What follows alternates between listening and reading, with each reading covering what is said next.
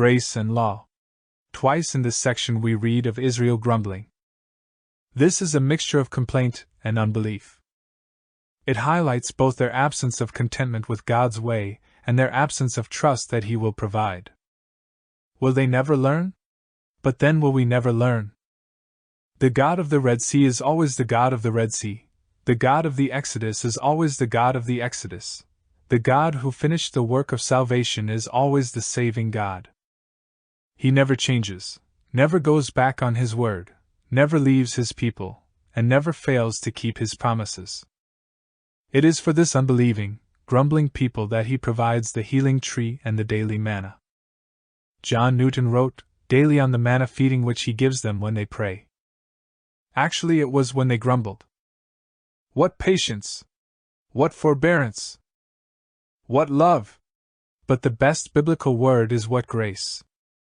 It was sheer undeserved, unmerited kindness and goodness. At Marah, the Lord reveals His basic pattern of life to His people. His priority is grace. It always comes first. And grace is always grace. The outreach of unconditional mercy to the unworthy. But the people of grace are the people of law, that is to say that their gracious God now requires their obedience. Therefore He speaks, revealing first what He considers right, and secondly His law to be kept. Thirdly, He promises blessings consequent on obedience. Grace, law, blessing, that is the biblical sequence. In Exodus 16 verse 1 to 25 this pattern is repeated. Once more the narrative leaves us in no doubt of Israel's unworthiness. Grace is therefore grace in its true reality, being love to the loveless and goodness to the undeserving.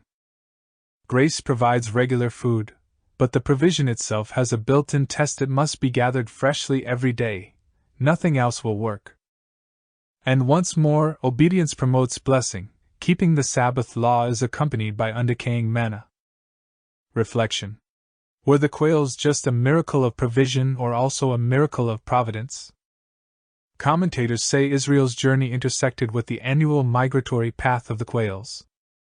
Either way, the Creator God is on the side of His people.